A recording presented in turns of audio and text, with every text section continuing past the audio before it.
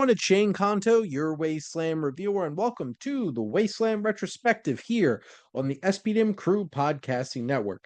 And this is my weekly show where my guests and I each pick a film related in some shape or form. And hopefully by the end of this episode, you have two films to go check out. And it's the second Thursday of every month, which means it's our fearless leader, Mike Hilty of the SPDM Crew. Hello.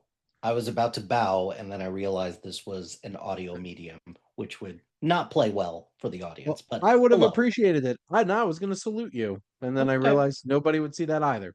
So there you go. But Perfect. we are doing a double dose of Tron, as Mm. this is quite relevant with the release of Tron Ares, which everybody was super excited about the first trailer, at least 95% of it. Until Jared Leto's face popped up at the end of the trailer, and they're like, no, what? Oh, oh, that's right. No. Why is he in this movie? But we are indeed talking about Tron and Tron Legacy. And let's get started with 1982's Tron. A computer hacker is abducted into a digital world and forced to participate in a gladiatorial games where his only chance of escape is with the help of a heroic security program. Directed by Steven Lisberger, starring Jeff Bridges, Bruce Boxleitner, and David Warren, as well as Cindy Morgan, Bernard Hughes, and let's be real, we're here for the Jeff Bridges. Oh Um, yeah, but of course. but Mike, what are your thoughts on Tron? So I've seen Tron, the original one, a bunch of times, but it's not like I watched it in the 80s or 90s. I watched it kind of later, like in the 2010s era. Mhm. You don't realize how many people pay tribute, whether ironically or legitimately, how many people pay tribute to Tron, which it's crazy to think that because this movie is like the most aggressively 80s movie on the face of the planet, but Correct. there is still something so damn charming about the Mhm. first Tron and just how over the top everyone is acting, but more importantly, those effects like have watching that in theaters must have been mind-blowing for all like 11 people who saw Tron in the 80s. You got Master Control program Zordon before Zordon was a thing. Mhm. Um and obviously all of like the bright neon colored costumes and lights, and then all of the digital features of like the bikes and the floating whatever you want to call them, Yeah, um whatever tra- shape you want to call polygon, trapezoid thing.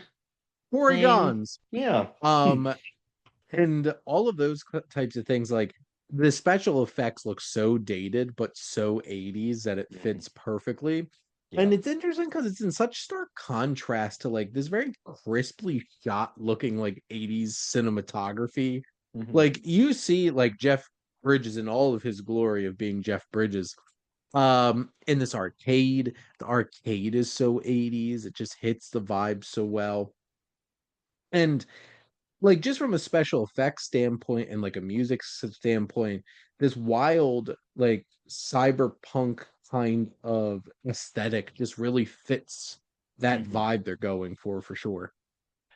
It also actually has like a shocking amount to say about corporate America as well, and how, just like it kind of talked a little bit about the plights of like technology and the internet or like the digital age, like the future. I feel like this is like one of those movies in the 80s because I'm sure there was a lot out there that were like, "Whoa, we need to be careful about like our data and the information that's in there and we just have to be mindful of that stuff." And that's again another thing that's I keep using the word cutting edge, but Yeah.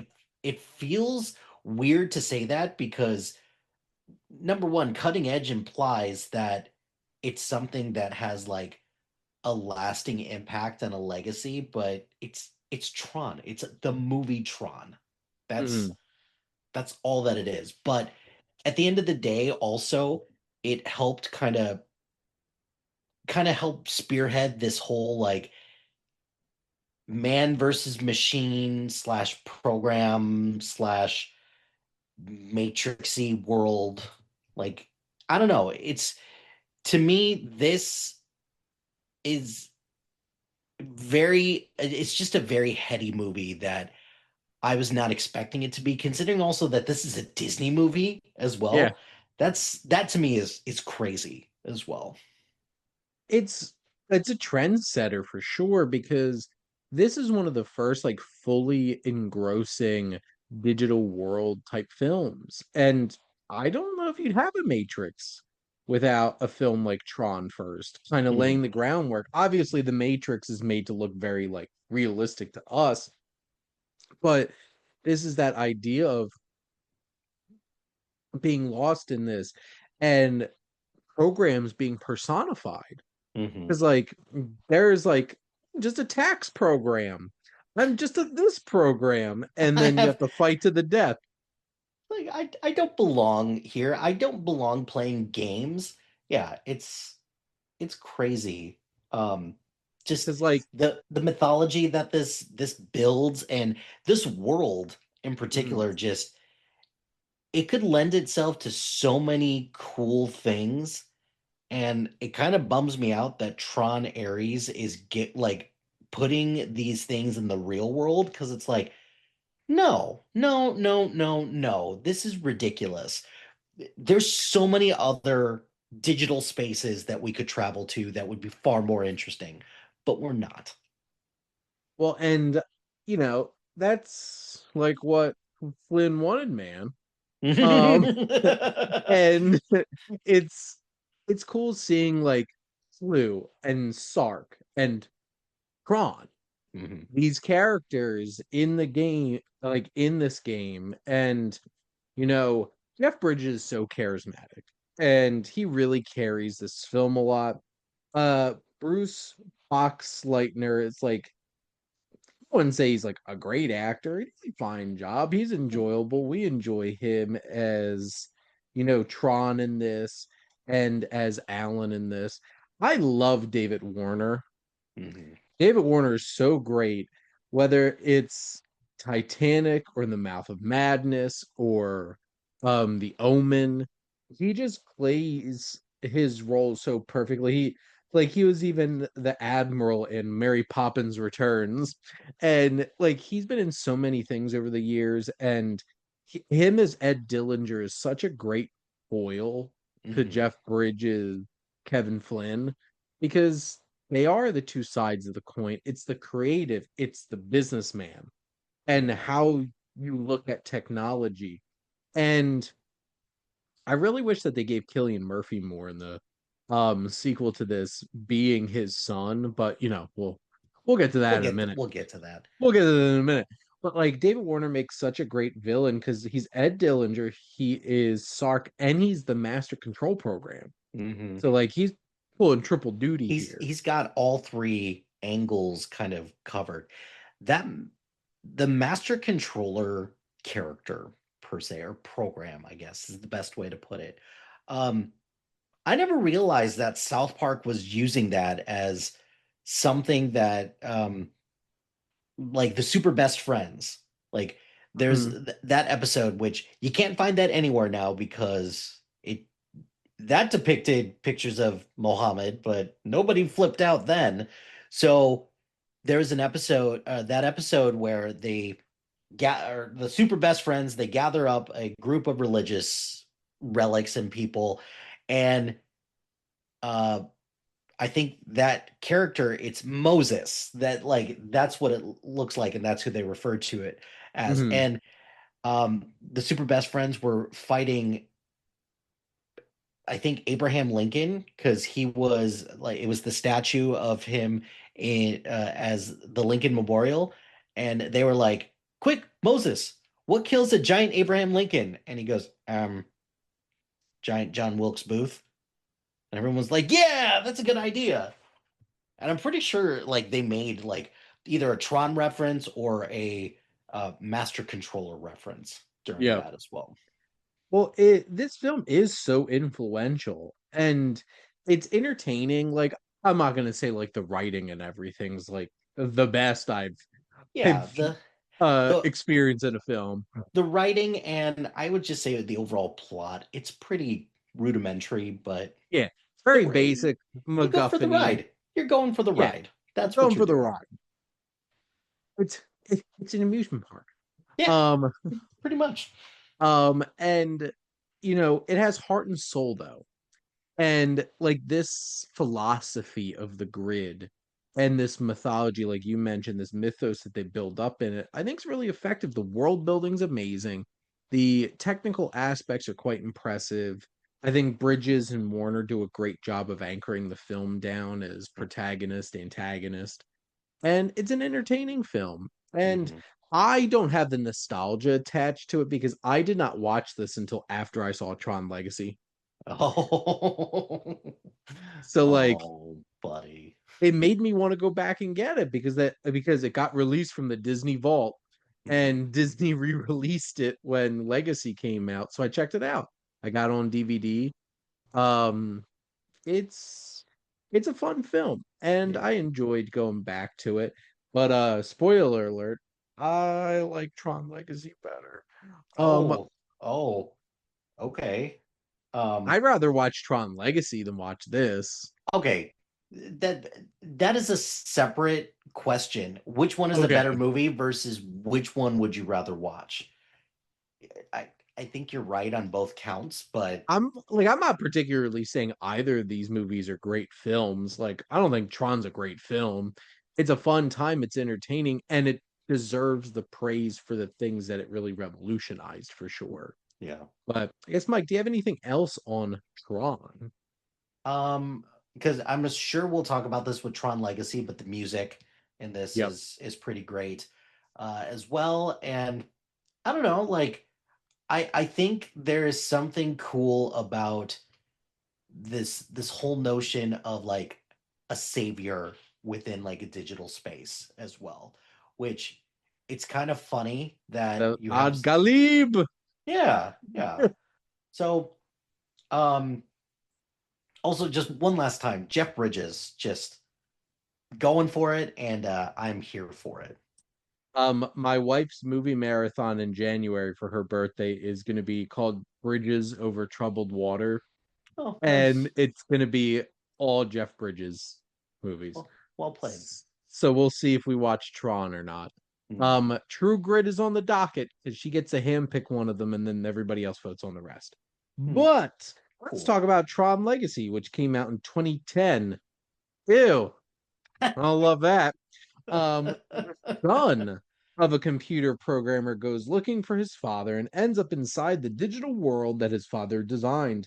He meets his father's corrupted creation and a unique ally who was born inside the digital world. Spoiler alert, Right. synopsis. This is from the now renowned director Joseph Kaczynski. Because here's the thing, he made this, and then Oblivion, and then he had Only the Brave, which I argue is a great movie, Mhm. Top Gun Maverick, which is a great movie, and I think F1's pretty great too. So honestly, Joseph Kaczynski knows how to do some stuff. He knows how to Yeah. direct it. And we do have Jeff Bridges back as Flynn and Clue, starring Garrett Hedlund, one of the young up and comers of the time that tried They real tried really hard to make him a hard. thing.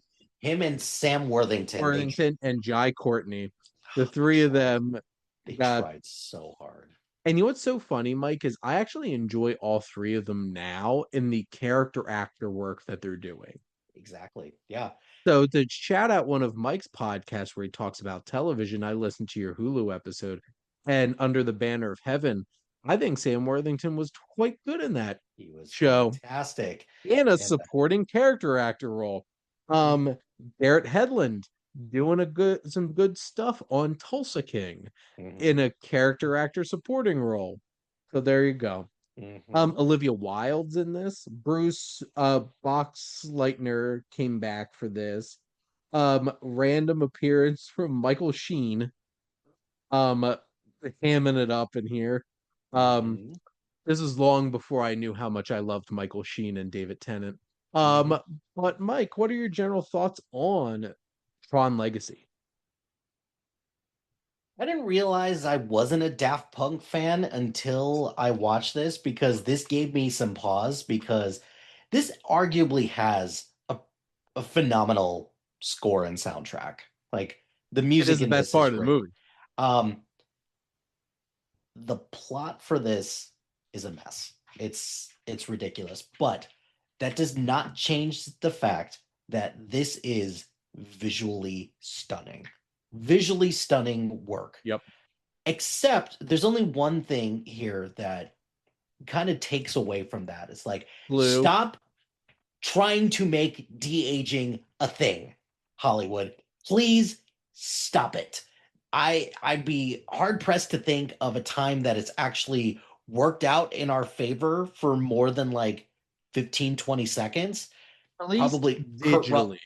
Kurt Russell in Guardians of the Yep. Galaxy Volume 2. Which that was a mix actually of actual makeup and CGI. So there you Mhm. go.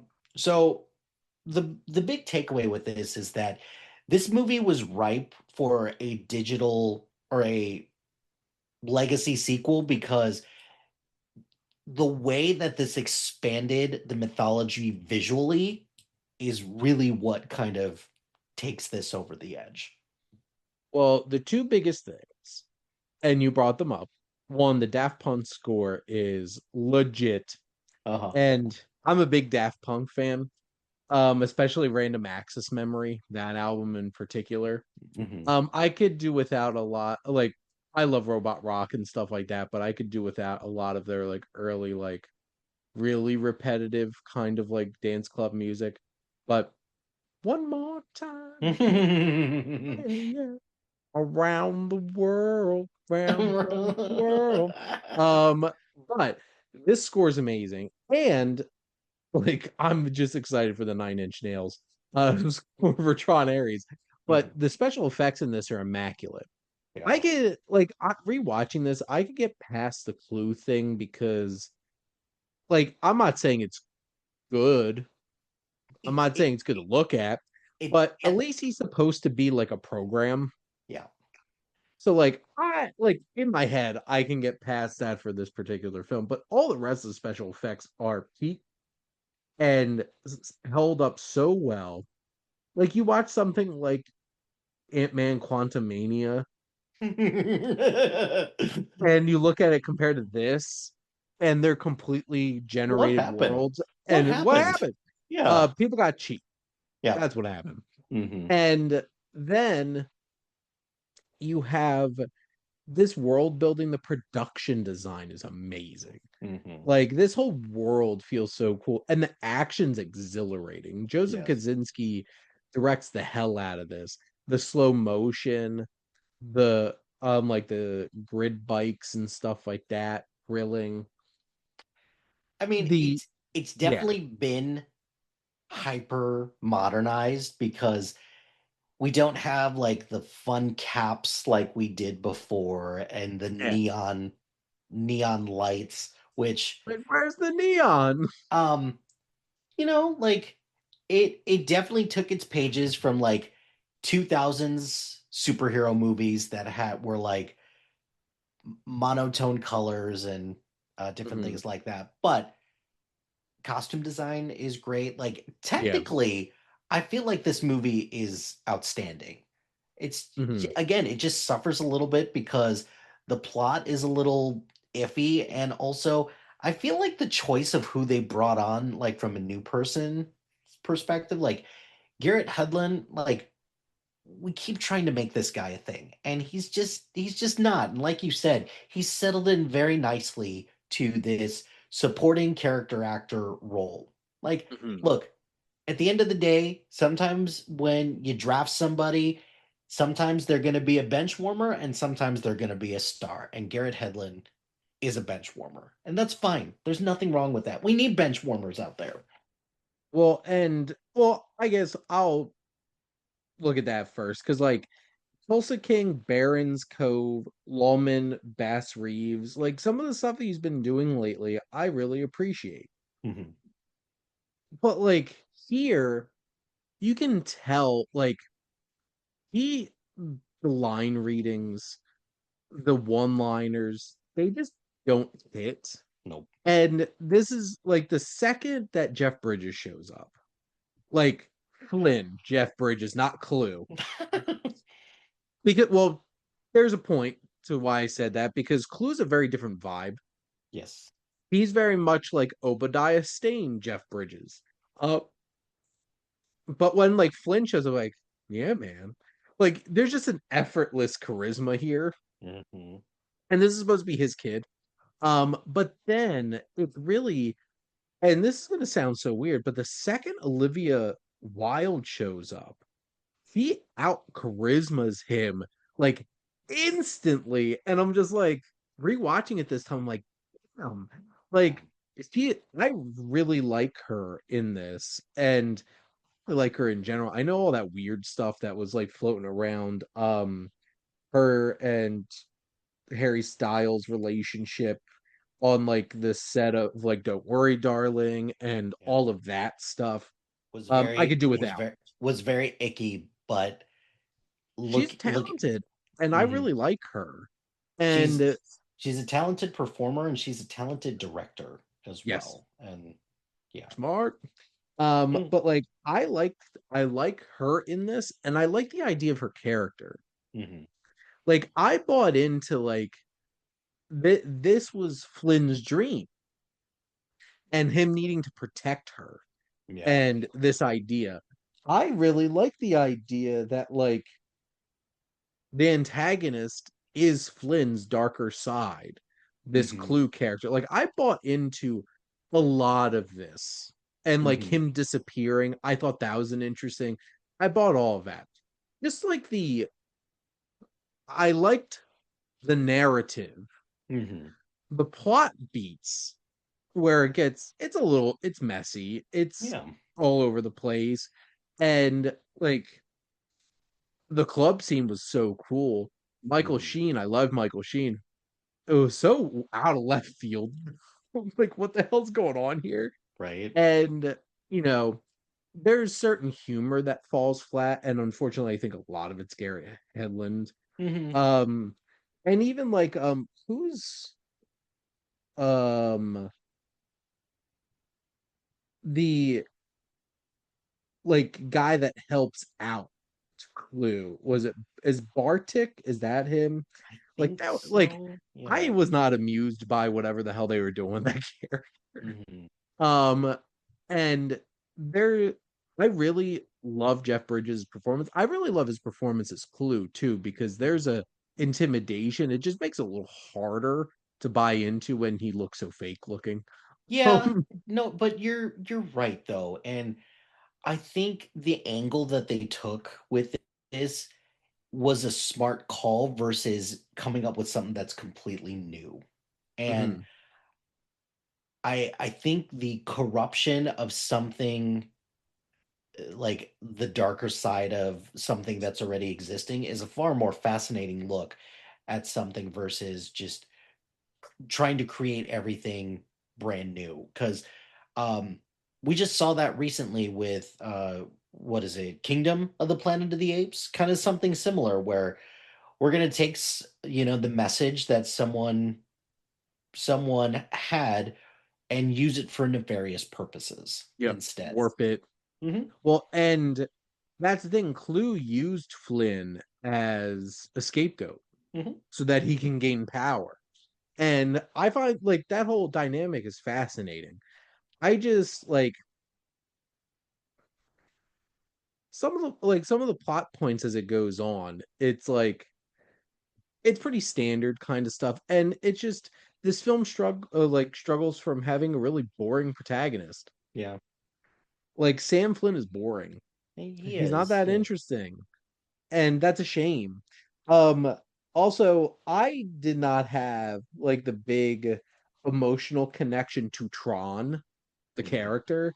So when like spoiler alert, Rinsler's like revealed to be a corrupted Tron, mhm. like I think that's an interesting idea, but like I could imagine a bunch of people who are like big Tron fans might have been angry about that. That just has yelling on the internet vibe to I would imagine that's probably what happened.